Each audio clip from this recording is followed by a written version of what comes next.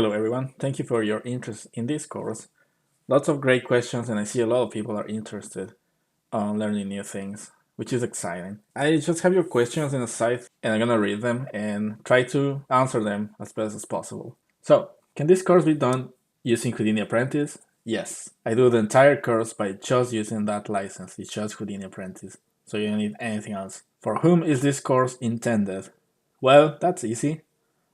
Anyone that wants to improve their career and knowledge in technology in general. Anyone that wants to improve their value in a company, in your position, if you are looking for a promotion or if you're looking to explore new technologies, wearing technical hats and trying and knowing about the workflow you're doing in depth and improving your workflow in a company is going to be of tremendous value for you.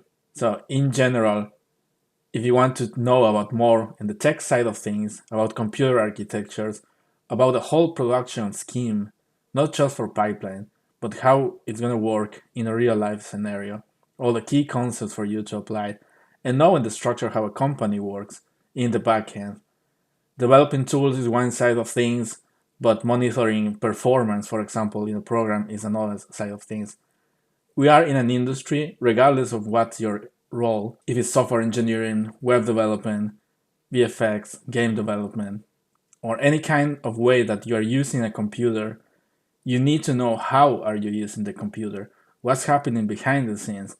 If you just drop in nodes in Houdini, for example, why are you dropping in that order? What kind of algorithms are you doing, are you developing as you go? Maybe you're not realizing, but you are using algorithms all the time and implementing those. And the key is to implement an algorithm efficiently and properly. There's going to be data structures in the backend. So knowing how to implement and work with those is also essential. So that's why we're covering all these steps and all of this in this course. Do you have more practical examples of automation used in production?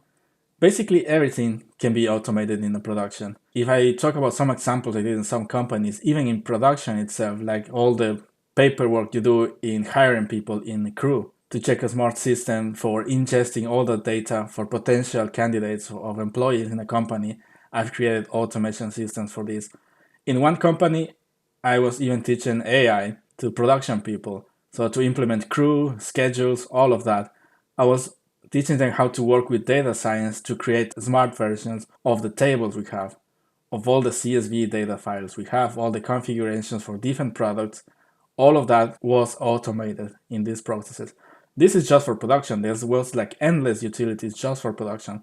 Obviously, as you can imagine, in a developer level or in an artist level or supervisor, there are endless possibilities to do automation in basically everything. Now, one side is automation, the other side is development in performance in general.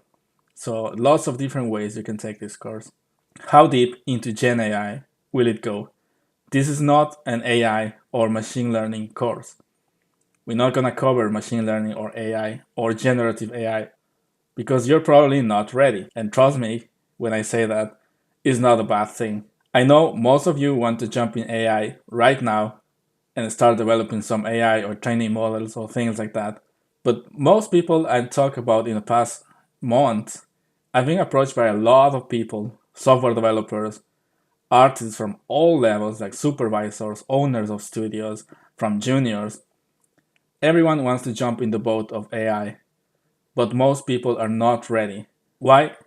Because you need to know how a computer works first. And again, I'm not saying this as a bad thing. And I'm not saying, yeah, I just installed a GPU and changed my processor, I know how a computer works. No, you don't. I'm not talking about that. I'm talking about how a computer actually works. What's the architecture of RAM? What's the set of instructions your CPU is sending? How a kernel works? How many instructions or CPU cycles is your function or your algorithm taking? What kind of bitwise operations are you using and why? What registers are you using to create these operations? How RAM works? Why are you allocating something in heap and not in stack? And many different things like that. Like you need to know the low level backend of a computer if you want to jump into more advanced topics. Let's split this in two ways. You can be just an user. If you're just a user, good luck in your future. Like, trust me, if you're just sitting there waiting for people to create tools, You're not a great value for a company or for a product because anyone can be a user. Yes, there's training to be a user, but if you're a developer, if you create these technologies, these architectures, your value is going to be sky high and everyone wants to hire you. Everyone wants to work with you. And in order to create and improve these technologies, you need to know in depth on how a computer works.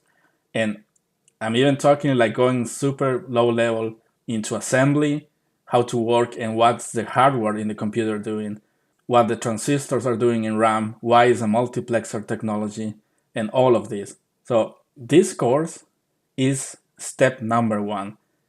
If you're just a designer or an artist or a basic junior software developer and you want to jump immediately into AI, you are doing this meme here. You're literally doing this meme of the stairs. Trust me. Like you want to jump so high without knowing the basics. And this course, this Python course, will be the first step down here. Because I'm showing you the backend, the architecture of a computer.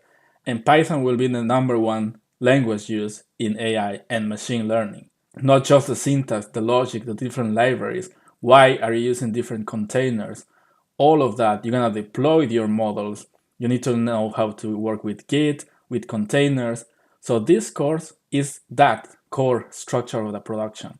Is how to be familiar with the whole ecosystem in Python and the way a studio uses it. By the end, you will have enough knowledge to start jumping into AI. But you need to know the basics of a production itself, of Python itself. That's why this course is first. This is step number one, and then you're gonna jump into AI. Now, the final weeks is gonna be intro to data science because you can't use AI if you don't know data science. Data is intrinsic to machine learning. You cannot train a model if you don't have data. And you cannot create architectures if you don't know in depth about data. Lots of times you need to manipulate data, you need to stream data, you need to derive different things. There's a whole universe just in data science. If you want, you can go as deep as possible in there as well.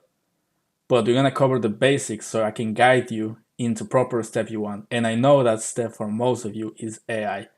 But trust me, you're not ready yet if you don't know all this terminology I'm talking about. Okay, another question. What kind of example projects or specific tools will be creating? Or this is mostly theoretical academic? It's both. I'm showing you concepts, but it's not just like a quick overview and theory. We do go hands-on on every single theme we are checking in this. And we do a project based on those themes as well. So in terms of tools, for example, at the beginning, the first part, big O, and again, if you don't know big O notation, you're miles away from machine learning. But the first concepts after big O and the backend architectures of hardware in a computer, we start seeing something more practical like hash tables, JSONs. And we do a project to read from an API, from a JSON file. It's a dummy data, it's a placeholder data, but I'm showing you how to do that connection and talk with the API. And it's up to you how you implement that in different APIs for your need. I'm showing you how to do graph traversals. Graphs are one of the most important data structures in software development in general, especially in VFX or game development and in AI as well.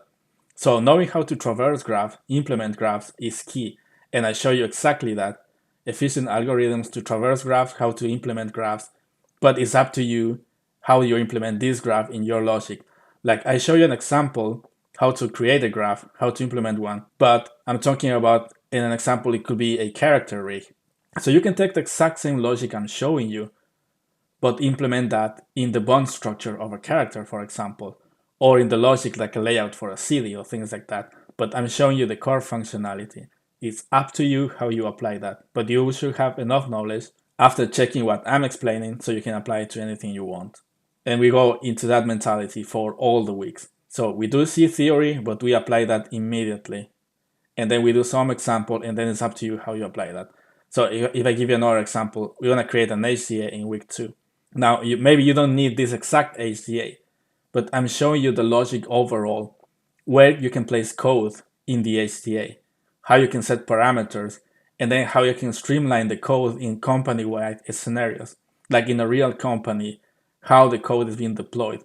I'm showing you utilities like how to publish your code or 3D assets in cloud services. Also showing you how to talk with the Google API so you can download assets from Google Drive into your pipeline.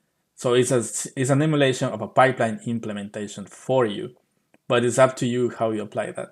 Like if I show you the logic and the core structure or how a code is maintained and updated in production for the HTA, you can apply that to any HTA you can create. It's not like it's just going to use this specific HTA we're doing in this course. It's the main logic itself. We also see about CI/CD and concepts we're going to use in a real life production, in a real life company. If you go to a company with this knowledge I'm showing you, you will immediately go into more like a senior position. So I guide you through all these steps. So just writing code for the sake of writing code is not efficient. But once you implement version control like Git, I show you some tricks in Git, how to work with Git. I show you the concepts about Git work trees, extremely powerful and essential in a production. And it's basically a 101 on this concept of CI/CD. I think the only theory part we see in the whole course is system design. It's just an explanation overall on the logic of system design. But basically everything else is hands-on. We do another project where we are ingesting assets from different vendors or marketplaces and try to do a common structure for our needs in our pipeline. So for example, it's coming with a weird naming for the materials and you don't know which one is which from many different parts of different marketplaces. So we're gonna do a tool to fix that, to rewrite the structure and have something properly organized. And the end result of that will be in Unreal Engine. So we go all the way from ingestion, all the logic that happens in a production. If you have different vendors, what kind of programs companies usually use in a real life production and how you retrieve data from those servers and different processes like that. In this project, we also create an UI, so you can see from scratch how to create a UI. But again, this is just me showing you. You can use this library to create a UI, and this is how you place buttons and images and different things like that. But it's up to you if you want to place another buttons in another places or create an UI for a different application. I'm showing you the main core logic, but it is hands-on. So another question, despite learning programming languages like Visual Basic during my master's in electrical engineering, and completing the course Python for Houdini Artists, I feel unsure about my readiness for this course. No, you are ready. It will go into an advanced stage at the end, but you can even be a beginner because I'm showing you the core structures of a computer, of a program in general, not just Python. We go deep into Python, but if you know about OOP and just like the basics of Python, even if you don't know about object-oriented programming, is not an issue because I'm showing you anyways, like how to properly create classes in production, how to define methods, what kind of different functions you can have when you instantiate objects and structures like that. And all the concepts, if you see something in the description that you don't understand, I will explain those to you. But these are key concepts in a development product. Does it cover NN training for Houdini? Maybe using PyTorch? No, this is not a machine learning course. And probably you're not ready for neural networks yet. Maybe you are, maybe you are. But before jumping into frameworks like Python, JAX, or TensorFlow, or whatever, are you sure you're ready for that? In AI and machine learning in general, you should be familiar with the core mathematics of matrix multiplications, how to implement an algorithm to create an efficient matrix multiplication if you have, for example, a sparse matrix, how you deal with those scenarios, what different kind of metrics you use in a model, why you use, for example, MSE or RMSE. Do you know the key core algorithms for machine learning, like DBSCAN, K-mean, clustering, all of those basic things, and decision trees, and all the basic pipeline creation of AI? Do you know how to implement AI pipeline? Do you know what data lakes are? Do you know about data science? Do you know about streaming data? You know about data drifts? You know about all of those concepts? Do you know the math of backpropagations? Do you know how to implement a gradient descent algorithm? Do you know calculus, like the chain rule from calculus? If I ask you in a paper, derive the velocity of these two cars, calculate the derivative, can you do that? If the answer is no for most of those, you're not ready to jump into PyTorch or TensorFlow yet, unless you just want to be a basic user. But that's not the way I work. That's not the scientific way of approaching things. I always try to do things without black boxing anything and go as deep as possible in all the knowledge you can have. So this is not ready yet for NN, for neural networks, if you don't know all these previous steps here for a production. Because the same way you're gonna productionize a code. Do you know how to work in a company with code? Even if you're just doing a basic classifier model, that code will be applied in a company-wide state. So do you know how to work with Git? Do you know how to work with a team? What kind of workflows you do in a company in order to produce this code? That's what I'm showing you here in this course. That's why this is step number 1. And then later you can jump into different areas. I'm from 3D VFX. I heard Python is lower than C++. If so, why Python is widely being used? Well, Python is the most popular programming language and is the number 1 language used in basically modern technologies, not just AI. All the DCCs you will probably be using in the production, like Maya, Blender, they all have a Python API. Why? It's faster to learn it, to create APIs, and develop with Python.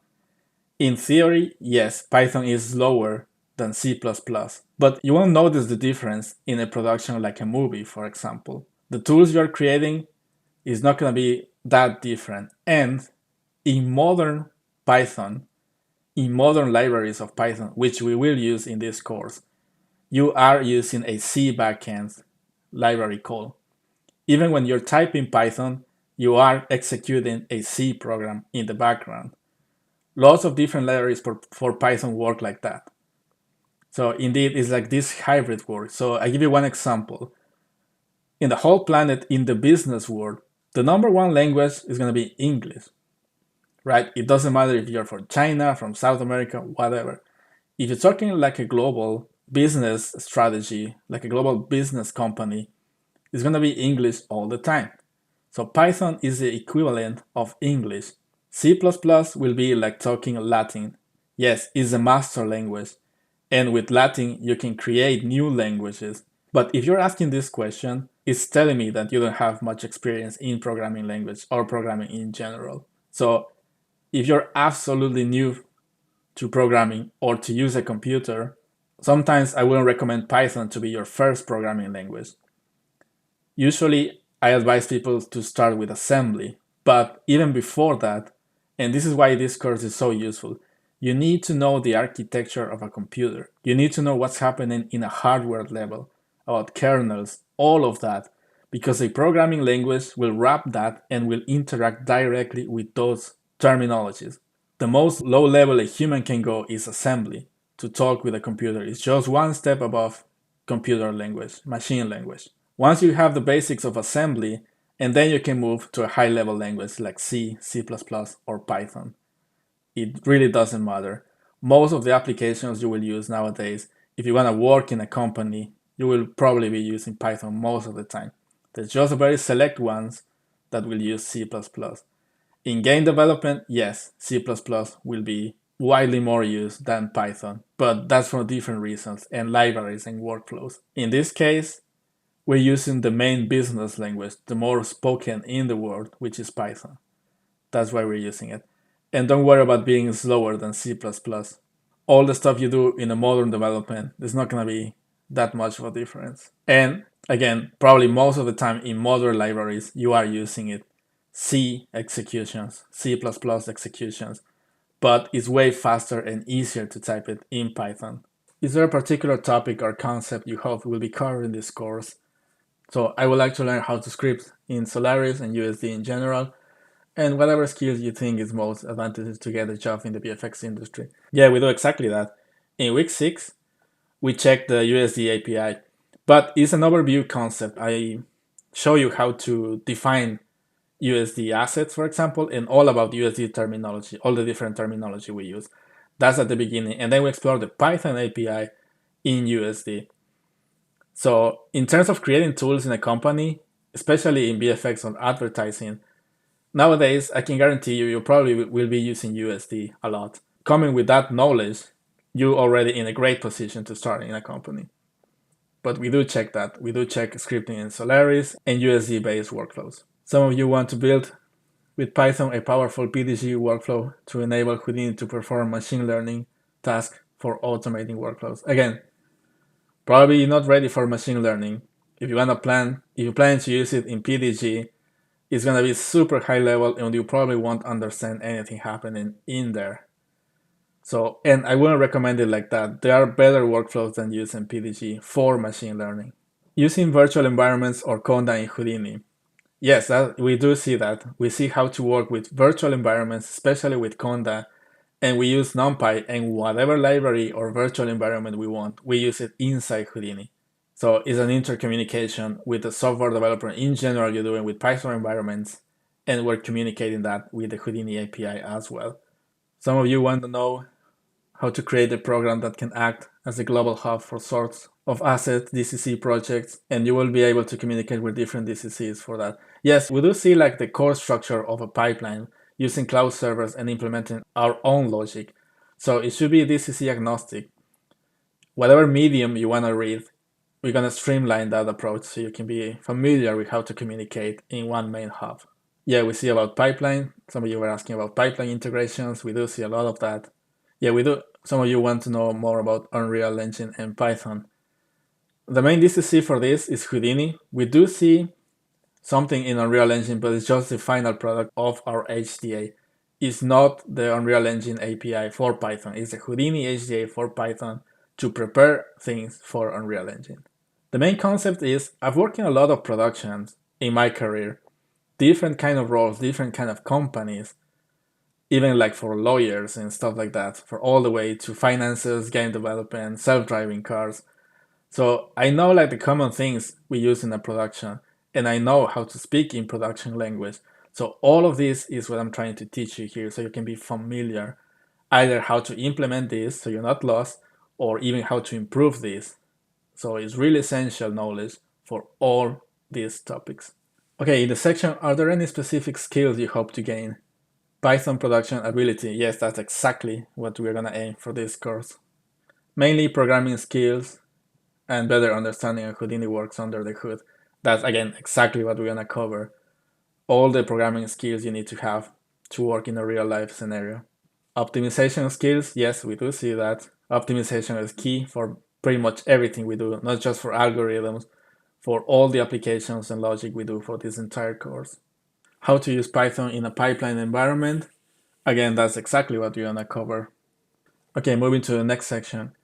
Some of your answers were, is whatever that we will cover in this course has a practical application? Yes, everything, every single thing. Again, jumping into a company or whatever it is, it doesn't matter the field you jump in, if it's scientific, if it's finances, or whatever it is, there's going to be some common things in the way you talk, for example, with servers, how you deal with assets, how you deal with different deployments. Concept of CI/CD is going to be universal. Pretty much everything you're going to cover performance-wise and logic and algorithms is going to be universal. So everything is going to be practical regardless of your industry. I want you to be ready to start working properly in a company. I want you to be ready for a senior or supervisor position. And I want to increase your value as a candidate for a role in a company. If in any company, and trust me, I've been in the side of hiring people. I've done like over 200 interviews to hire people in different companies. It's always the major plus, not just for me, because I'm not dictating the rules for these interviews or for the companies, but it's always like the main beneficial for a candidate to have technical abilities. Can be Python, can be any programming language, but the logic itself, how to solve problems. If you're showing me how to solve problems in a production, I know you're ready to be in that company. How does relate to a career in VFX movies, for instance? If it's not connected to the VFX industry, what kind of career path could lead into? It is connected to everything. Again, it's just like the logic on how to work in a production. It's up to you. I'm showing you the main structure, themes, and concepts for a production itself. It's up to you if you want to apply this in VFX, in advertising, in game development, in web development, in finances, even like in medical fields. It's up to you. Development for a production is universal. Again, the career path is whatever path you choose. As someone who took the previous Python course, how much further can I stretch myself what are some of the example things I will be able to create after finishing this course compared to where I am now. I think I already explained most of this, but the previous Python course is mainly a pure Houdini centric Python course. This is not. We are using Houdini, but again, it's the core concept of working with Python. And that working with Python can be for anything. So it can be applied in many fields, from AI to you name it, like any kind of industry, you can apply this logic I'm about to show you. How applicable it is to a VFX pipeline is very applicable because we check the concept of a pipeline. So it will be pretty much the core structure for it. So I can't stress this enough. This is a production mindset environment because you could ask anything to GPT or any AI assistant, like if you need to do some function in Houdini, like how do I create this node, how do I set the parameters for this option, or you need to deploy something in a server, you can always ask GPT for that. But we're not using and we're not doing basic programs in a production environment. We're not just building a calculator or stuff like that.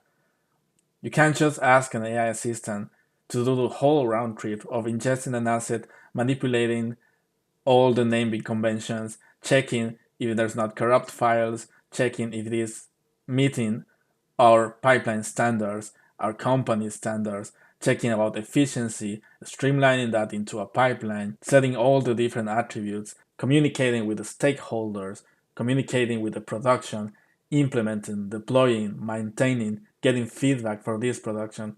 You can't ask GPT to do all of that. It doesn't work like that. So this is what I'm teaching you in this course. That's why every time I'm gonna mention the word production is for you to jump into a company and check many different things. Like for example, some server is slow, the 3D data ingestion, something is happening in here. How can you potentially save the company and fix all of those issues or improve the core functionality on your pipeline from a basic tool you're doing in a production, can be like a basic node and HCI in Houdini, all the way to deploying a whole pipeline for the company. That's the main mindset you need to have when you're taking this course. And that's why I'm showing you all the steps in the way. So I can talk about one experience when I got into a company. There was a major fire, critical red flags, something that stopped the entire company because of some problematic DCCs version and some particular assets and the way we were producing things. Something happened that was a catastrophic failure. So it was my job to assemble the team and go myself as well hands on and fix that immediately because all the production stopped. We were able to do that, and I want to show you how to work as a team to tackle issues, how to communicate with all the production end-to-end side of all your crew. I'm showing you even some concept about managing teams. If that's not your end goal, how manager work, how's the communication for your teams. This is the main concepts I'm showing you for this particular course. So if I show you some examples just from the tools, because one side we talk about the tools, we talk about the logic on algorithms, on efficiency, on how can you improve things, but the other side is also like this more, again, like kind of like centric on management, how to work with different teams, different stakeholders, different people from different backgrounds, how different studios or potential clients or cloud services will work, and how to deal with these kind of issues or improvements everywhere. These are some of the examples we're going to see. If I log in one of these, for example, these are some examples of some programs where we're creating this function, for example, to time your functions. So if you're trying to improve efficiency in a program because it's taking too long, this is a useful utility for that. This is just one example when we see this, concepts about geometry. So another one is this. We are using a profiler to check the efficiency and what function is taking the heaviest load in your application. So by doing programs like this, for example, we are creating a profiler and then we are checking all of this with profilers like SnakeVis. So if I show you one tiny example for this, you see, we're building this. This is already done with SnakeVis, but this is for measurement of performance, and I can see which function is the heaviest on my program. This is just a tiny part of some applications we do in the week that we see performance, all about performance, which is week 5. So if I show you another ones from the early weeks, if we go inside here, this is the end result of all the round trip we do, even with UI. So this is ingesting assets from a cloud server, preparing all the logic for our main tool, which is an interface. So if I run this is an example of the UI we create, where you can open, search for all the data containing your zip files from different vendors, from your cloud services, and then unzip them, export the CSV, and taking care of the next steps. We also batch process this. So in this particular project, we are using Houdini only from the command line. We're not opening the graphical interface. So all of these instructions we can use to send Houdini and use a template scene to batch process and create many different files. And at the end, we are indeed having all the proper structure in Unreal Engine for this project. So if I show you, for example, this file cooked from the UI, this is a list of the assets I'm working. Obviously for a test, I'm just using 10 assets in here, but in the main product, you can use it with 10,000 assets if you want for the entire company. So examples like this, using Houdini from the command line, how to improve, how to install libraries in Houdini. If I show you my environment, we do have a virtual environment just for Houdini. So anything we install in there, all the libraries like NumPy, SciPy, all the different libraries you want to install is going to be already inside Houdini. So I also show you how to talk with these virtual environments and work with Houdini with any library you want to install. This is just some examples of many, many projects and tools you're going to create. In the week that we check efficiency, if I go here, these are the concepts about, for example, asynchronous function, how to work with asynchronous functions, what is a asynchronous function, the concepts about async, defer. Really key concepts in modern productions will be, for example, generators, lazy evaluation, all of these concepts about threading, multi-threading. We have projects for that. You will obviously have access to all of this code and the main repos I'm creating for this. And if you go into the HDA, this is the code that is being stored in a cloud server, and we are reading it directly from Houdini, so we can execute this. So any team member can change this, modify, and we can pass this to different shows or different products, still using one main hub. So really important concepts overall. But again, it's just the logic itself, the main part, and it's up to you how far you're gonna go. How are you gonna implement this, and how you're gonna deploy this?